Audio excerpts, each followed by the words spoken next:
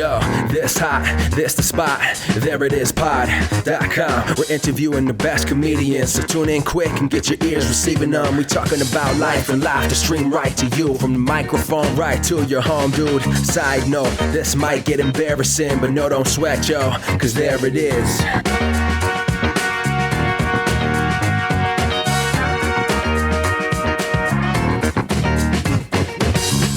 Welcome to the There It Is podcast, a comedy podcast to help you find your inspiration.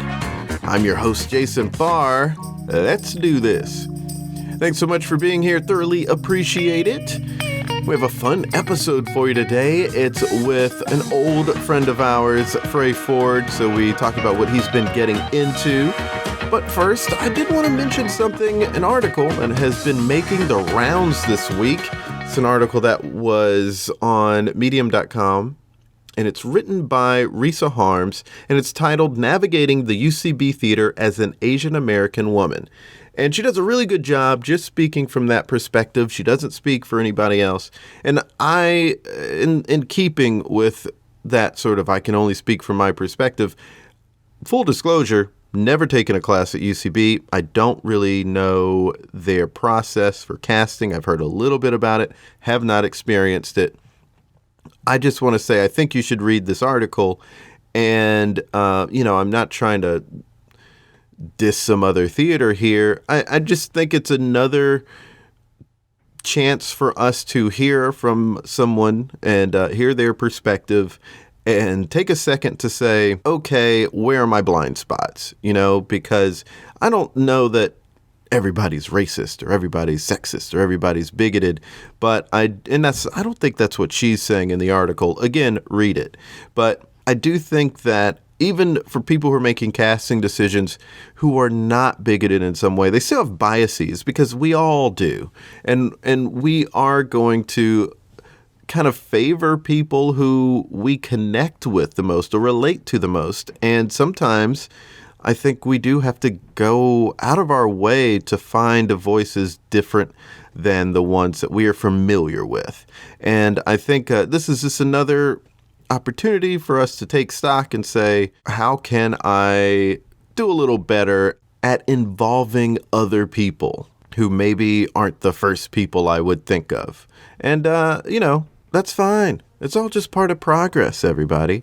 Let's progress. Speaking of progressing, let's have some progress in this episode and switch gears here and chat about today's guest. So Fray is an old friend from South Carolina, and we've known each other years now. I don't even know exactly how long.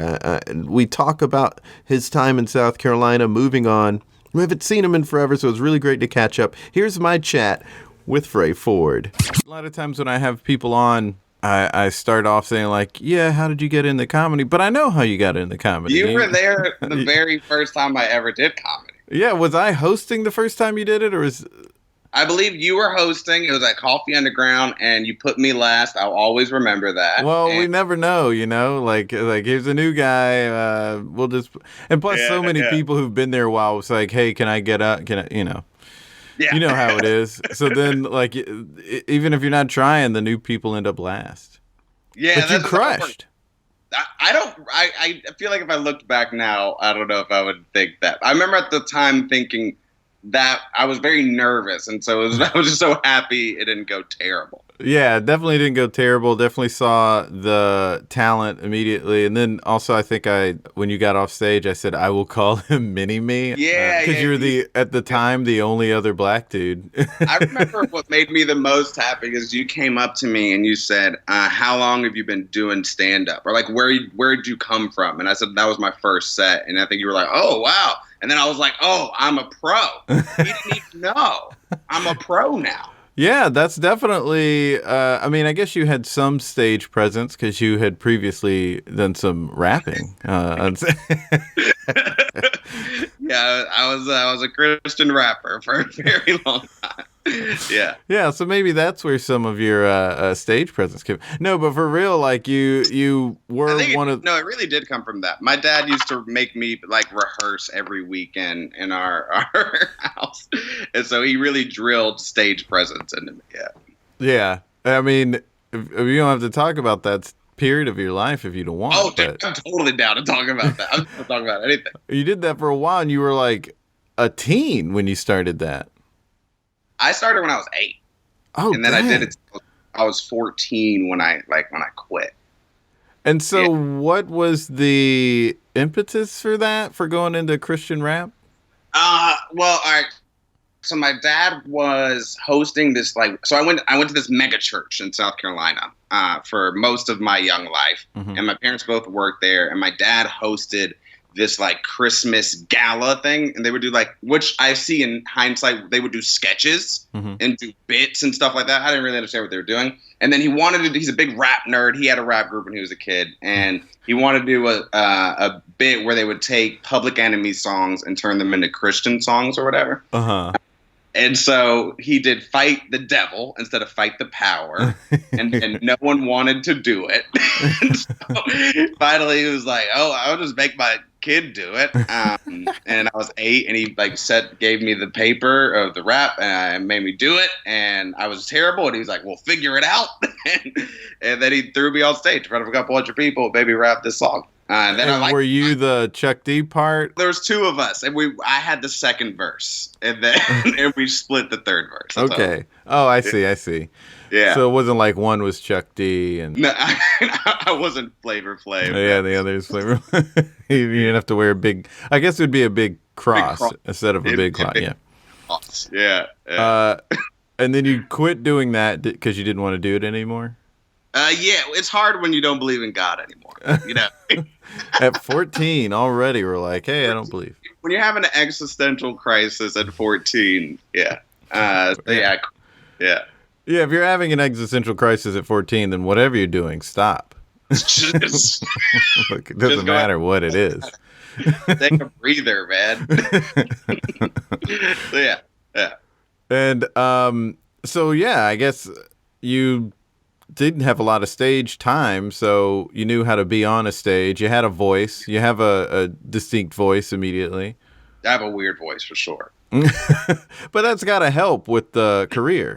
I think it does. Yeah, I think it does. People, hair and you can't tell if my hair. You know what my hair looks like. I know. Yeah. Hair and voice, I think, are the things that have gotten me by for the first few years. Yeah.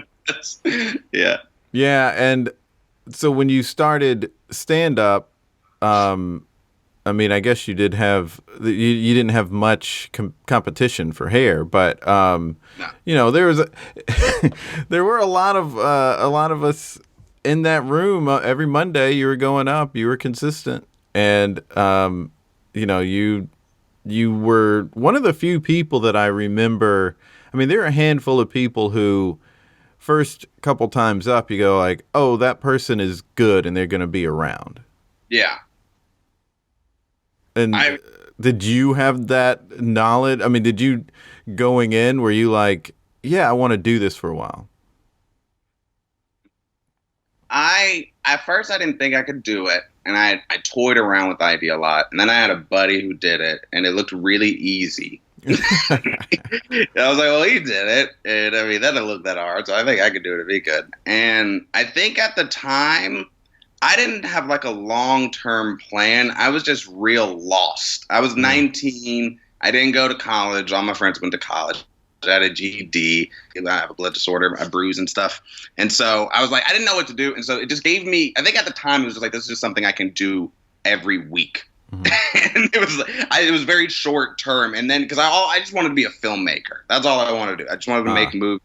I wanted to direct. I wanted to act. I wanted to write. I wanted to be, at the time, just wanted to be Seth Rogen. That's all I wanted to be. Mm-hmm, mm-hmm. Then stand-up was, I think, always like, well, I can do this right now. Like, it's very hard to go make a movie. I don't have money. I didn't have skills. I didn't go to film school. I didn't know how to do any of it. But I could write a set and go do a set at Coffee Underground. And so that was like the first few months. And then it became, oh, I think I just want to do this right now. And you did do you were making your own short films and stuff while still in South Carolina. Yeah, me and Jazz Scoville. Yeah. We made some weird stuff. You definitely, yeah. I mean, I think the thing that everybody saw in you immediately was that you had gumption. You were like Lois Lane in that regard. man. I got gumption. Damn right. Yeah, I mean, you were getting out there, you were doing stuff, you were consistent, and it was solid stuff. So, it was always fun having you on a show. Man, I appreciate that. You should have told me that then. I feel like somebody had to have. No, I mean, no. were you feeling like nobody was like noticing? No, comedy gives me a lot of anxiety. Ah. And I remember when I think back to first starting stand-up, I just remember being very nervous all the time. I am surprised to hear that. Yeah. Did you ever have that? I'm sure it's gone. I didn't really have nervousness, and I don't know why I never got nervous. Even when I was in school and had to do like a presentation, I never got nervous for some reason. Oh, hell yeah. You're cool, dude. Nah, I mean, I don't know if it's cool, but but I think I'm just lucky. Yeah, I feel that. Because I didn't have to worry about that at all. I didn't have to push through that. You have great confidence on stage too. You have thanks. you always got the Obama thing, I think, because just like that being able to stand still and focused and deliver it perfect. I always thought you have that skill set. Oh, thanks. I appreciate that. Yeah, I mean that there are definitely moments where I can. It is essentially fear, but I don't, in a very tangible way, think it is fear. Like it's not something where I can go, "Oh, I'm afraid to do this," but I will hold back sometimes, trying to do certain things, especially with improv, and that's when it's like, okay, that's because of fear. I'm just afraid of looking silly. Man, I just started doing improv. Man, I roasted improv for years. Yeah, I know, because you took a class at Alchemy, and you were like, you weren't feeling it. I hated it. It was not towards any person. Right. It was really towards myself once again. I think I was very nervous. And I remember there was this one dude in the class I thought was funnier than me. I was just like, fuck that guy, man. I was so nervous that I quit within 3 weeks. But then I went and did my first open mic set right after that. And so when I moved here, I started going to UCB. I'm doing improv now, and I'm like, man, this is way harder. Yeah. It's like fear that to step up, to like take the leap, all of that stuff. That's much stronger in improv than stand up. Especially UCB's approach, because they have a very their approach is have a comedic point and go with it. They want to come in with that game and come in strong. Right, exactly. To play it out. Which isn't what my style is. So I don't have to worry about that as much. But, I mean, it's not necessarily easier because then where you're at is still just like, hey, well, focus on this part. And also, you still have to recognize a game and play it when it's there, So it's you have to still be funny, but don't be too funny. Yeah, it's always like I've talked about it too much, I'm sure, but a lot of theaters get put in the don't worry about being funny, and that translates for some people to you don't have to be funny. A scene doesn't have to be funny. I think the thing really is that, hey, focus on relationship and character and let the humor naturally come out of that, and then, be funny with that humor that comes out of that. So it'd still be funny. Jokey. Exactly. Which is, I think, what stand-ups, or at least I and some stand-ups I've talked to, that's what we brush up against. I feel like when you do stand-up and then you try to dip your toes in improv, it's like your brain is, I feel like stand-ups just riff. We just go off and we just be funny. Whereas in improv, there's like a set structure this is supposed to go through. Yeah, I mean, one of the things too, I guess, is like, of course, there's stand-ups who are doing a character, but you're right, putting it in let's riff until we find the thing and then just like beat that over the head. Whereas improv is more, who is your character and speak from that character's point of view, which is kind of a different, there is a lot of overlap, but it is also very different. Well, and improv's a sport. Yeah. That's what it's like. I feel like stand-up's golf and improv's football. Yeah. I'm not that good at football yet, but I'm figuring it out. That's a really astute way to put it, honestly. Yeah. Because it's not even just like there's a team out there. There's a defensive line and an offensive line. And... There's it's a lot of things happening at once, and you have to be thinking very fast and moving very quick. Whereas in golf, man, you can really just take your time, dude. People will wait. Yeah. What level are you in the UCB? I'm at 301. Oh, great. Yeah. Well, that's good. I mean, that you're getting ahead there, and that. Yeah, that's fun. And thankfully, the CBS thing made it pretty easy to segue into hanging out over there. Yeah, so that's the other big thing. So, I mean, after South Carolina, you moved to Atlanta for a bit, but then you got this CBS Diversity Sketch Showcase. Yeah. And that's what took you out to LA for a year. Yeah. For this past year. Yeah. How did that come about? Man, it was a couple things. I was requested to audition for it. Cool. And I've done those. I've done like the NBC one, and I bombed that super hard. And I remember I had missed like my now fiance's like sister's wedding to do the NBC one, and I bombed it. And I was like, man, fuck these things, man. I hate these showcases. I felt terrible. And so when I got to the CBS one, I was like, I think I kind of blew it off initially.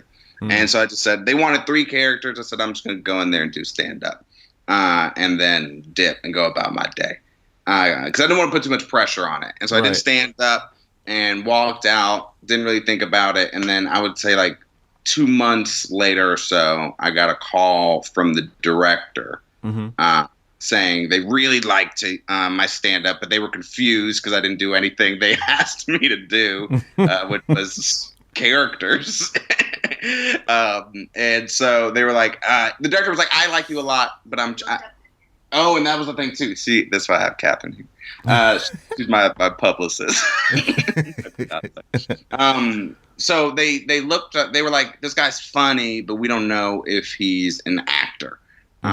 And so they looked up my film that I made with my fiance. Right. I was just about to mention, how do they not know about that? Like, how did you get asked to audition if they didn't know about that? I was referred from a guy named Mark Kendall, who is really respected in Atlanta. He's fantastic.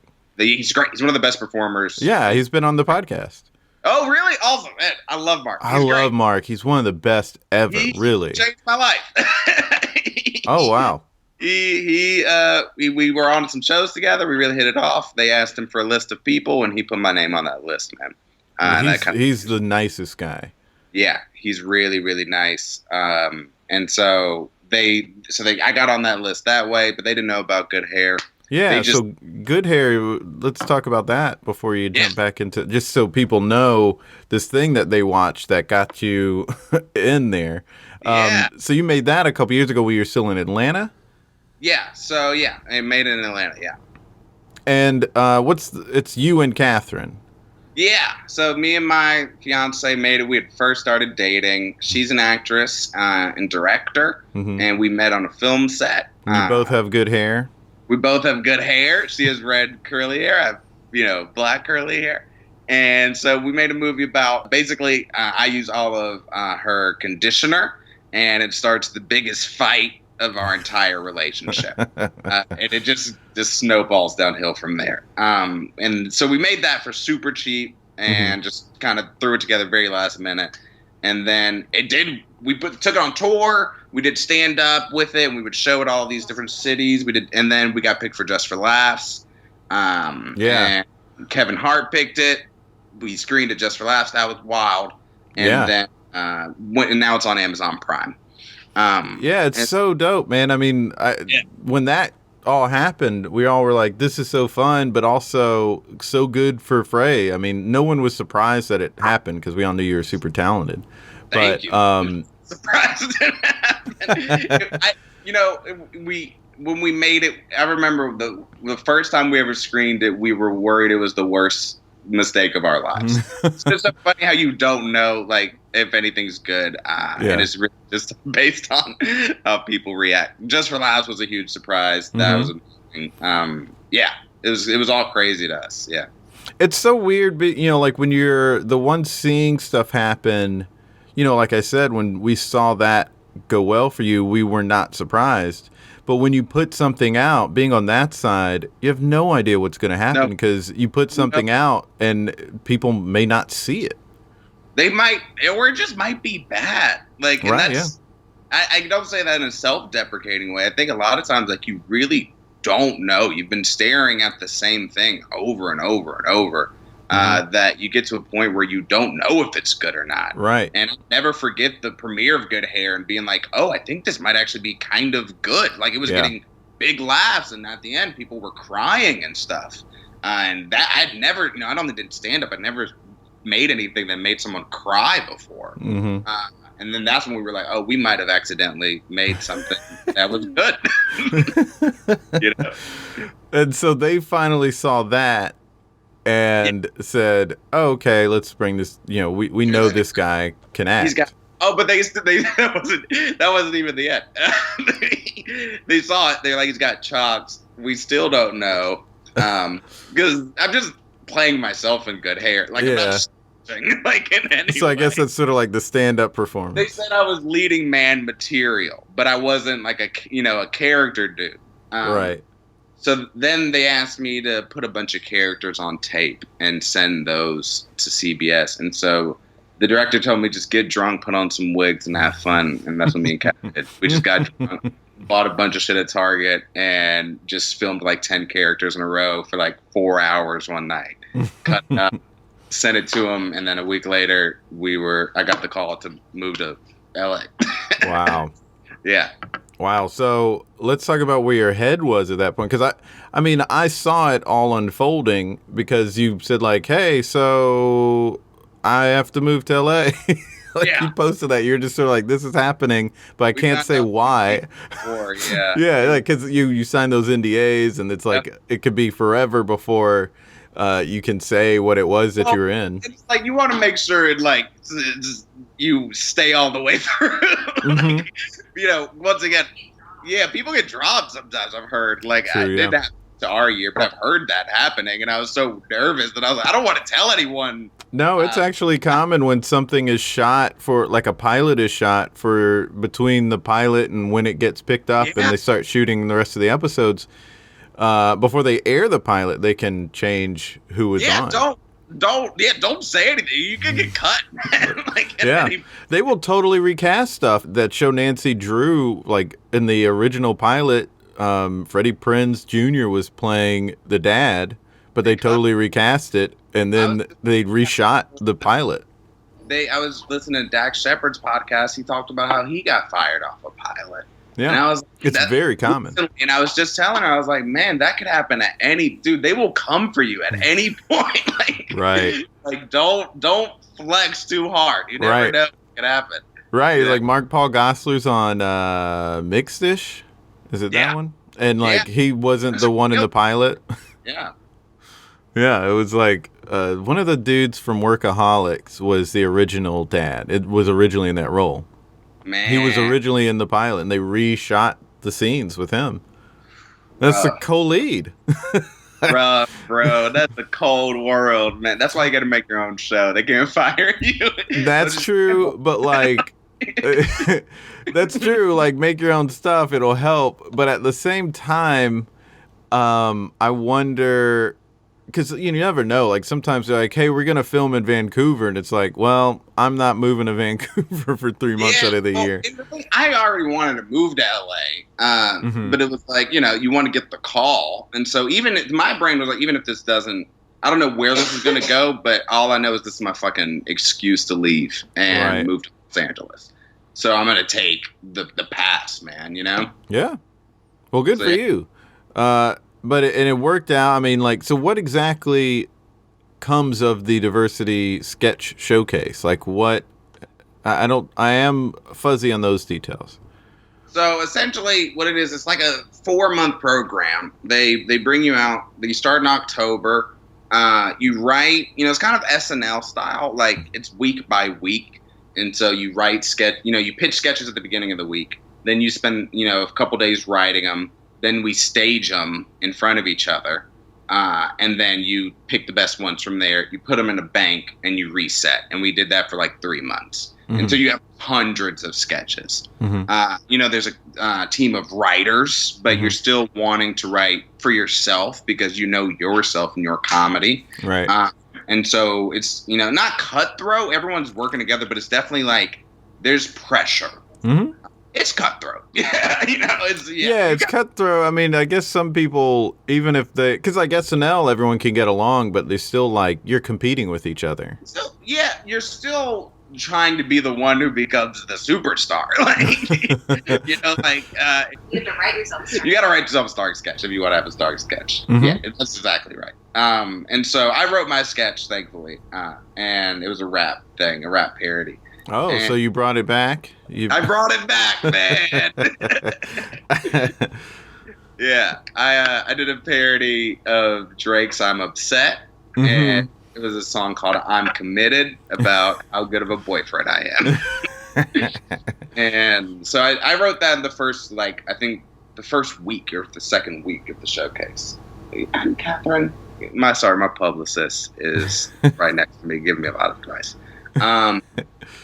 And so, basically you write the sketches and then you put on a show at the El Portal in North Hollywood, and you do 5 or 6 shows over a week, all executives, all Hollywood people. And, we do the sketch show and then you mingle afterwards, and then that's pretty much the gist. And so what comes of that? I mean, do they put those sketches out somewhere, or is it so they can find talent? It's so they can find talent. It's a sketch show that's specifically designed to highlight actors that are castable. To say this is the kind of thing you could cast these people as. It's basically like a big calling card to the industry saying these are the next round of diverse, amazing brown comedians. And then there's also a holding deal afterwards. You can get a holding deal with CBS.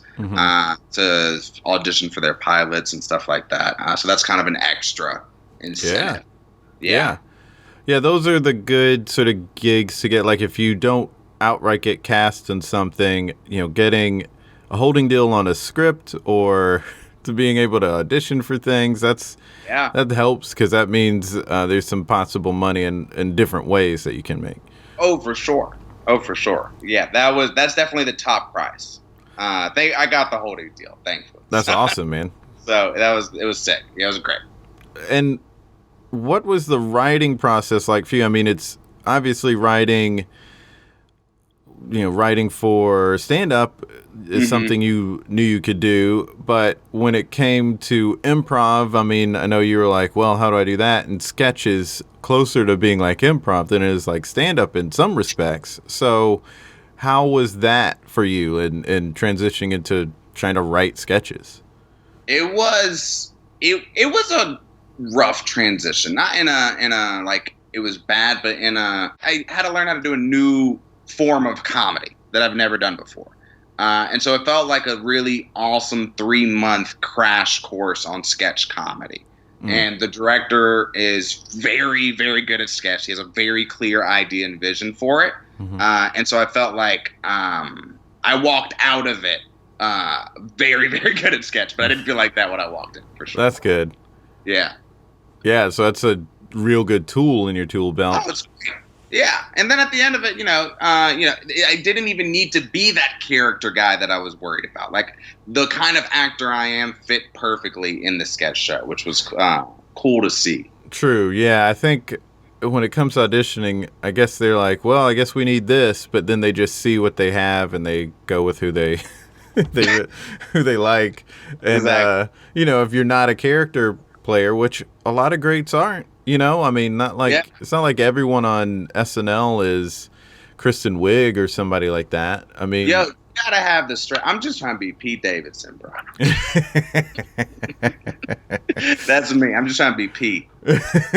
Who has said publicly he's terrible at sketch. Yeah. Right. We all know. Yeah, I mean, he's himself a lot. Great stand-up. Such a great stand-up. Such a unique perspective. Such a good performer. And, and that helps when you have a clear perspective of who you are as a voice in comedy. And I think specifically I've learned in sketch and improv, you need to know where you are. I'm the straight man. I will play that all day, and I'm the perfect guy to react off the person being wild. That was something I had to learn through the CBS, through the improv and all that stuff. That stand-up, you don't really know that about yourself because you're only playing against yourself. Yeah.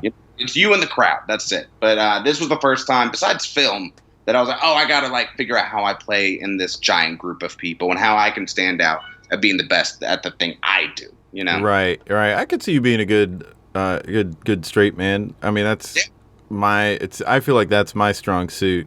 I could see that too. Yeah. I mean, I definitely want to be a little bit better at playing characters, but like I said, if it's not the tools in your tool belt, then just use those tools that you have at the best ability. Don't try to be the other guy.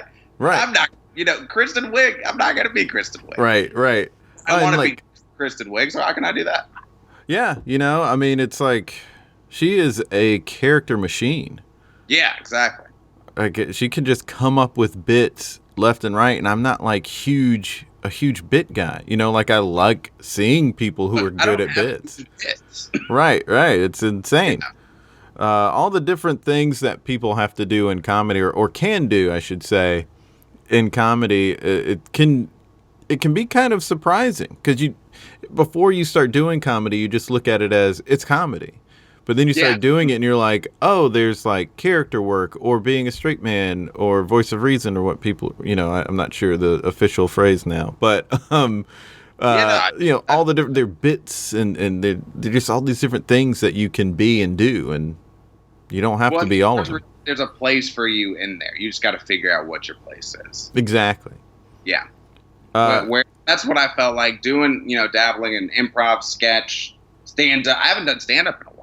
Because I realized I was I think I want to focus on writing right now. I think it's okay to dabble in other things and figure out where do I fit the best, I think that's an important thing to do in comedy. Yeah, I haven't done stand-up much up here, and I found a room that I like, and they're cool with me up there, but I don't have time on Monday nights now.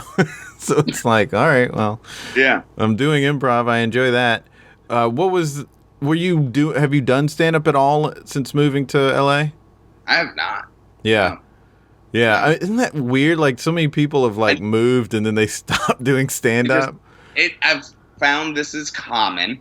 Yeah. It's not just me. And it was kind of an intentional. Before we moved, I was kind of not I want to quit, but I was kind of bored. And I just kind of felt like I needed to shake it up and try something new. And then we just did our second movie. That had taken a lot out, and I was I just want to mix it up. And then I got CBS, and that felt like a sign of some sort of this is the new thing.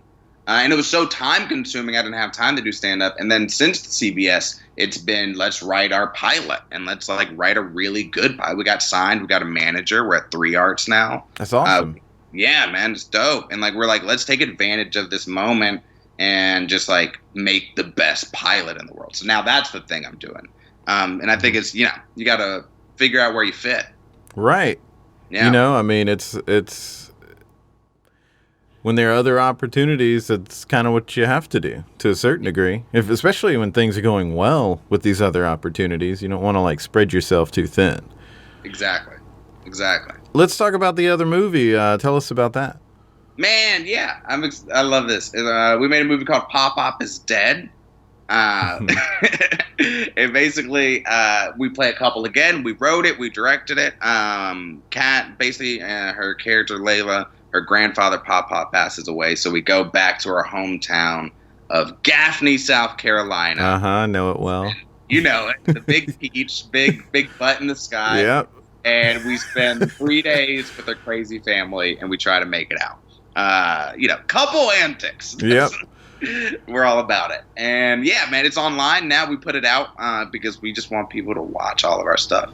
And so Good Hair and Pop Pop are both on Vimeo right now. Oh, cool. And you also mentioned that Good Hair is on Amazon Prime. It is indeed. Yeah, that's really cool. And it's great now that like people can get stuff made and then just put it on Vimeo and it's just out there. You can just put it. Yeah, you're your own distributor. Right. That's the coolest part. And that's what we did with Good Hair. That's why we just took it on the road. Like we really liked you. It's fun to put stuff out, but it's fun to like see people experience your content, and that's the coolest part. And so we really love doing those shows and stuff because we think our movies in general just like are much better in a room of people laughing. Right. Yeah.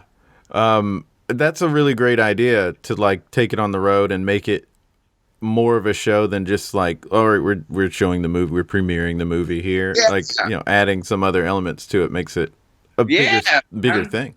For the premiere of Pop Pop, we did it at Buckhead Theater in Atlanta. Beautiful historic venue. It was like 600 people, man. And we have an original country soundtrack. This band that's awesome. That's awesome. And so they played at the premiere. We had stand up at the premiere. We had say what? Oh, shout out to Corey. Yeah, man, it was a fun show. Yeah, that's awesome. So what's next? I mean, you've got the holding deal at CBS. Yeah, I had a 6-month deal. And now we are literally, it's like finished the pilot mode. We have, goal was to deliver our pilot to 3 Arts, start taking it around and figuring out how to find a executive producer to hop on board.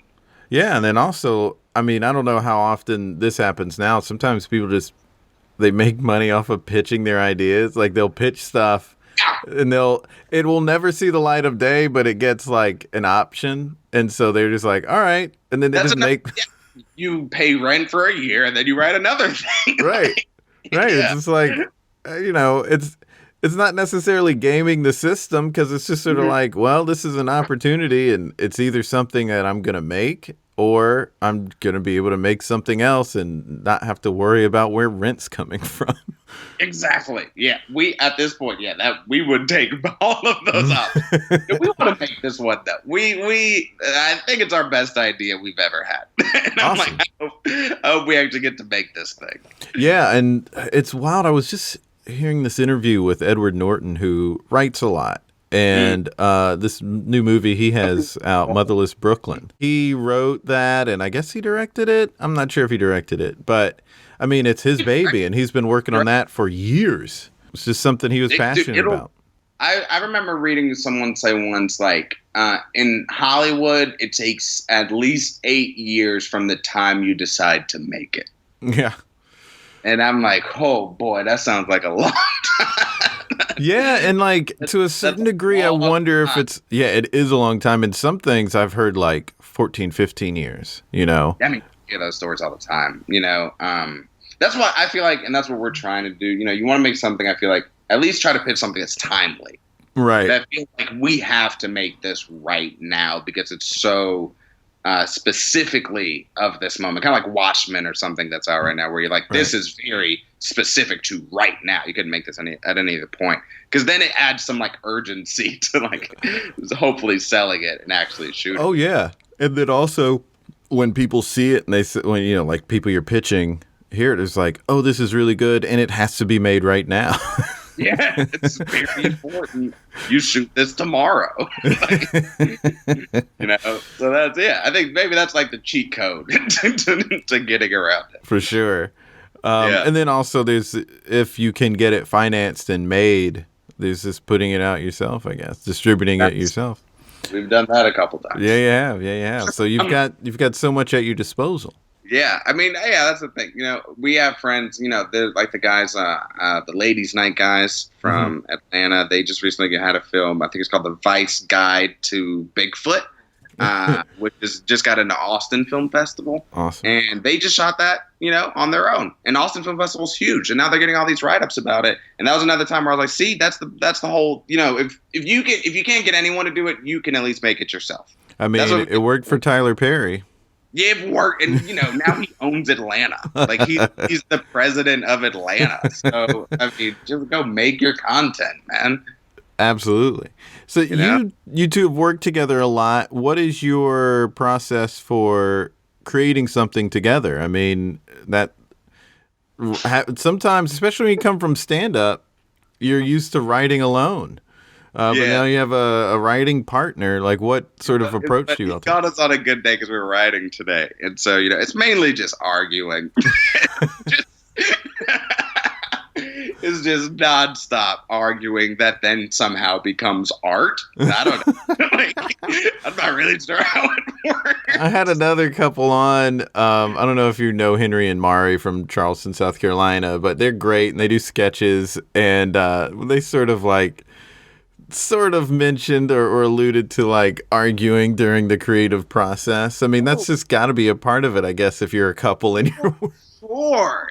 That's a huge part of it. It's just because your emotions are tied up to each other. Like, also, like, I get mad because I want to get in writer mode, but then she wants to be in like lovey mode. I'm like, no, we have to be serious. Like, like that's a big thing that happens a lot. We have but then we lock in for like 8 hours at a time. So it's just you and the person Yeah, so what? You go crazy. Yeah, you go crazy. That's funny. And so is most of the arguing over the content or just like getting there on the same page? Yeah, it's like, stop trying to sit on me. You do that all the time. Just weird shit, man. What are we gonna order from Postmates? Oh, that's funny. We don't argue about the script too much. We do argue about the script sometimes. Yeah, I think so. It's also every process is like every movie's different. I feel like as we go on, a lot of times we're getting more like emotionally deeper, if that makes sense. We're digging into our trauma more. And so sometimes writing is just us sitting in the living room crying for 4 hours, like, talking about our parents and our childhood and weird like that. And then that ends up being, a scene in the script or something. So it's always different. I don't know. That's amazing, though. We'll see what it's done, what this process was. Tune back. It's something for everyone to aspire to. Everyone who's in a relationship with someone else who's creative. Exactly. Learn to argue with each other. It is the most satisfying creative experience of my life, I would have to say, working with my partner. It's the coolest thing in the world. That's dope. It's dope. It's super, super dope. Yeah, you said coming from stand-up, the difference. I think that, I have someone to, like, tell me my ideas are bad. Mm-hmm. Like, stand-up, the crowd tells you, Right, and that's after you've already written it. And then a lot of times you're like, well, fuck them, they're wrong. She's going to be like, no, that's bad. You should, don't do that. Don't say that. And also, you think of ideas you never thought of. I think you say things you would have never said because you're literally talking it out with another person. Two heads is just better than one. Especially something as structured and as complex as like a screenplay. I feel like I couldn't write it on my own because I would not see the mistakes, Mm-hmm. So yeah. Do you have an opinion, Katherine? You want to chime in anything over there? Was that a pretty good answer? Except for all the sitting on your stuff. Oh, no, besides all the sitting on my stuff. There should be some sort of like class that couples who want to work together can take. I keep saying that I want to write like a kid's book for long-term relationships. Or like a class to teach people how to do these kind of things. That's funny. If it doesn't work out, that's what I'll do. Do it. Do it even if it does work out. Even if it does, yeah. Maybe I mean, impart this knowledge onto the world. There's so many. Also, our script is about, like, we work together in our script. We're like a YouTube couple. Okay. And so the whole idea was to be able to write something where we could put our real, like, dynamic into it, but not be filmmakers or whatever. Right. And so it's funny that sometimes we have these arguments, we have these things, and then we stop in the argument and go, this should be in the script. This argument itself should be an argument we have about how we work together. Very meta. It's getting very, very meta. No, there's something. Justine and I have been for a while talking about, girlfriend of the show, Justina, have been talking about writing something, doing something together, and it's like a long gestating thing. But there was something that she said when we were arguing, not about trying to work together. We weren't trying to create something together. We were just like arguing. And there was something she said that I was like, that statement doesn't make any sense. That's ridiculous. And she said something to the effect of, baby, you know that I don't mean what I say, or something like that. I was like, you write that down. That's going in something. Really hard. It's like such a ridiculous argument statement. That the things I say aren't real. There's this part in our script where we keep arguing the whole script about going to Olive Garden. That's funny. I want to work and she wants to go to Olive Garden. And then finally we get in a big fight. I'm like, we can go to Olive Garden whenever. And she's like, it's not about Olive Garden. And that just makes us laugh so hard to just scream, it's not about Olive Garden. It's deeper than that. Yeah, I mean, sometimes just having the humility to laugh at yourself and laugh at what's happening between you two in an argument can really make a relationship work out. We definitely fought about Olive Garden. we laugh a lot through arguments, that's for sure. Yeah. Those are the best, actually, when you can, and I think it's because it's like truth in comedy, it's just it's something that's real. Also, nothing is going to be funnier than conflict. And I think we always made this mistake until recently. We're still trying to figure it out. But I feel like a lot of times we would write us in a place where we were always on the same page. And there was external conflict at us as a couple. But we were always this one unit that didn't have much internal conflict. And recently we're like, no, what's funny is when we bash against each other. Because we're always on the same page, so it's funny when we're not. That means it's something really serious. Right? Yeah, that makes sense. Serious on the surface. It's always Olive Garden on the surface, but the underneath Olive Garden, it's I think we should focus more on our relationship than our career. But you're really arguing about Olive Garden. Yeah. That's funny. Now that's the stuff we're really attracted to. And it works for the setting if it's something that's primarily focused on your dynamic together, then there has to be, that's where the conflict would have to come in. Exactly. Yeah. It reminds me of the Seth Rogen movie with Rose Byrne and Zac Efron. Neighbors. Yeah. We reference Neighbors all the time. It's a really great movie. I think it was kind of like a surprise movie that was no one expected it to be as good as it was. You rarely, and this is why we reference Neighbors all the time, is you rarely see the husband and wife working together against a problem. Right. Usually there's, some kind of, the conflict is something like extramarital or they're unhappy in their relationship and they're trying to find this bar. But they're happy with their relationship in the movie. They love each other. They're just tired from having a kid, but they still love each other. They still want to have fun, and they work together, and they come up with their solutions together. Yeah. We're always because the conflict was the neighbors. It wasn't within them. It wasn't within them. Originally, when the movie was getting developed, there was more conflict between the married couple, and Seth Rogen's wife read the script, and she said, that's a problem that's not good because I want to do all the dumb things that you do. So that's what the dynamic should be in this movie. We talk about that same idea where it's we have to have fun together. That's how we are in real life. We're attached at the hip, man. Always together. We work together. We live together. We live in a studio. There's no fucking walls in here. We're together 24/7. All the weird shit I do, she does, and vice versa. But at the same time, we learned you still have to have conflict together, but it can't be I'm unhappy conflict. It's usually deeper than that. It's usually something about yourself, your trauma from your past that you are putting onto your partner that you haven't worked out yet. That's what, or at least that's what we've kind of figured out. And that way, I feel like it's all just like, I don't like my girlfriend. It's like, no, I'm dealing with something that I am projecting onto my girlfriend. You know. You figured out a lot. Yeah. That's great. Yeah. That's good. Yeah. I should get married. I guess. Write a book on that. Well, yeah, I know, right? I mean, she's your fiance. You might as well marry her. I guess I just marry the girl. All right. Oh, dude, we didn't even talk about the commercial. Oh, yeah. Which one? The recent one. So what all like? The recent one was Natty Light, right? Yeah, man, full evolution of my career. Where I always knew I would end up. I'm the face of a Natty Light campaign. Yeah, man, that's wild. Natty Seltzer Mango Peach. Yeah, dude, that's dope. And you're great in it.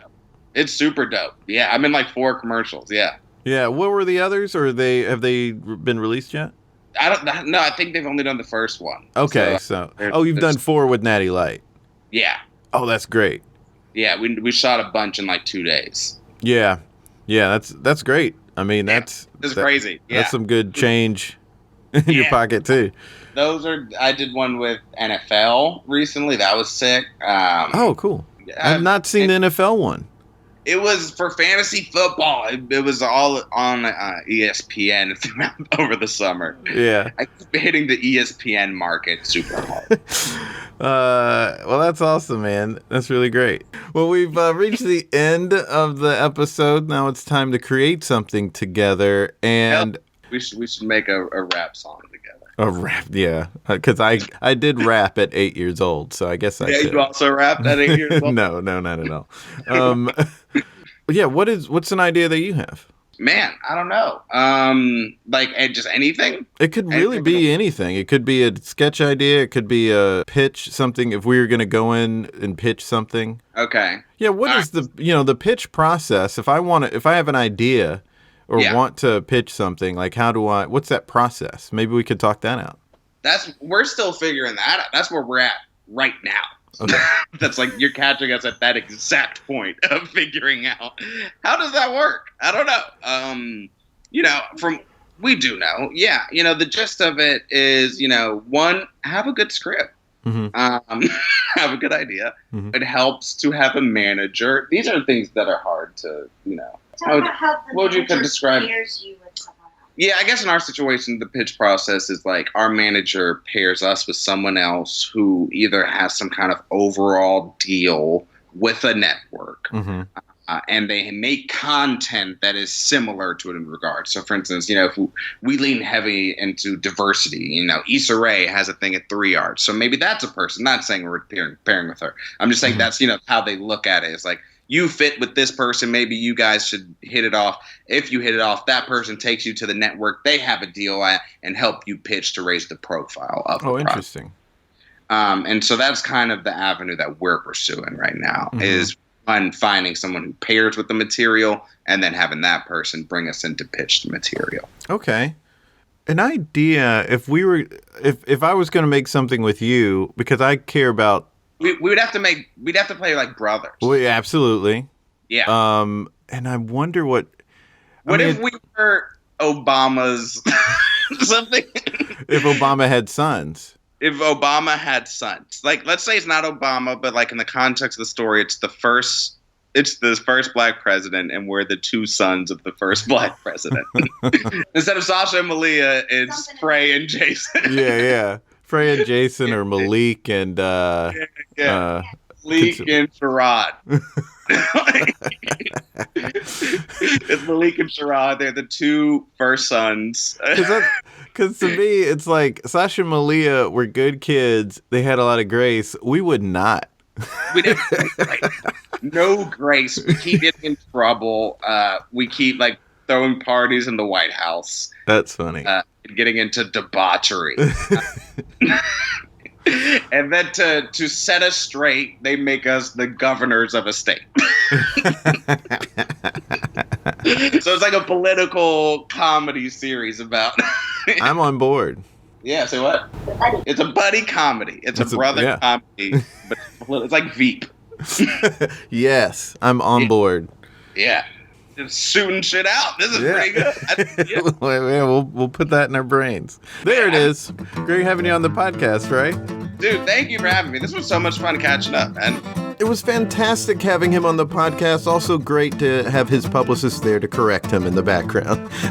Of course, that was his partner in crime, Katherine. You can check out their work through Koki Productions on poppopisdead.com. See their latest short film at that site, and also go to Vimeo and you can check out Good Hair, and you can follow them on Twitter, Facebook, and Instagram at Koki Productions, and him at Fray Forde. Links in bio. Don't forget to follow us at There It Is Pod on Twitter, Facebook, and Instagram. And don't forget to subscribe to our free weekly comedy lifestyle newsletter. It is a newsletter for comedians and comedy fans, and you just get to learn a lot through it. We've gotten some really great feedback. Go to thereitispod.com to learn more. We have another fun new episode next week. Until next time, be good to each other.